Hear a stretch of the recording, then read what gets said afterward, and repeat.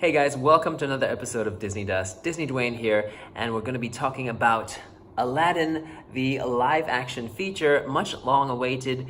And it's so scary because Disney's doing all these live-action films, and there's some hits and there's some misses. So I was really concerned about if this was going to be a miss because this is one of my favorite movies. I spend so much money on merchandise on Aladdin, and it's probably the most that I spend on any of the movies. So let's get right into it with some spoilers. But first up, we're going to be talking about the cinematography. It is just so beautiful. Guy Ritchie has done an excellent job directing it as well.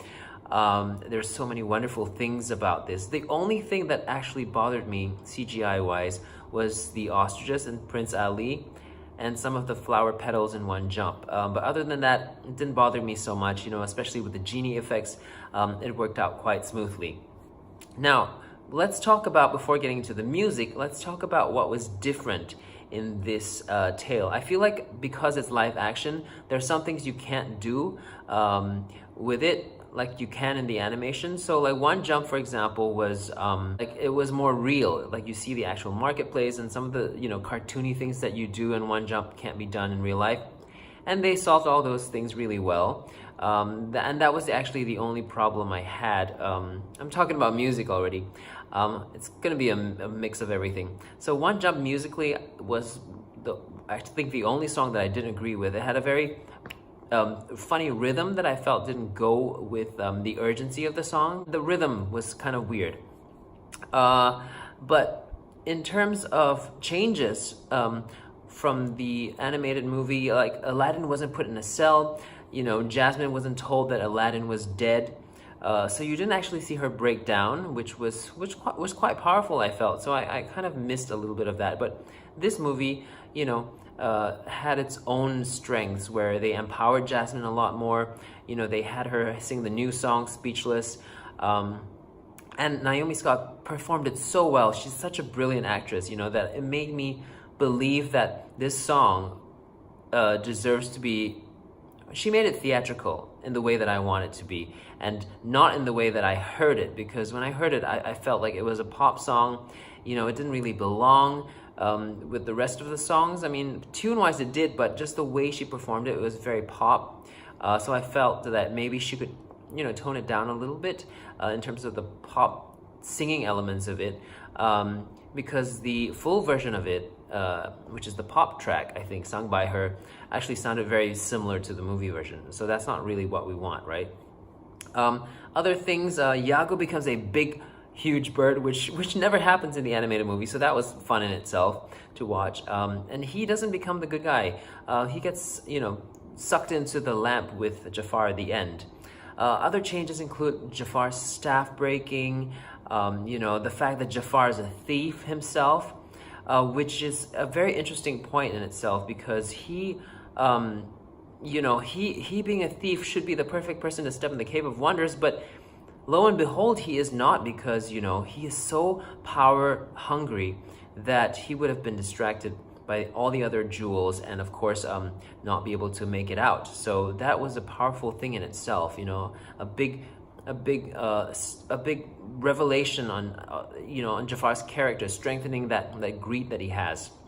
Also, the themes in this movie, like friendship, honesty, keeping your promises, and how lies eventually can be seen through. These were all such powerful themes, and also women power. All these themes really shone through, and I really liked how Jasmine also became the Sultan at the end, which wasn't the case in the animation. She becoming her own woman, and she deciding to change the law. And also how, Speechless, like she doesn't become that woman that Jafar changes and puts just by his side as a vase, in that bikini top or whatever that she had, but she kind of refuses to buy into that whole thing. Also, I feel like Jasmine and Aladdin connects very, very well in this movie because of the fact that they both have lost their mothers, something that we don't see in the actual animation itself, talking about their parents.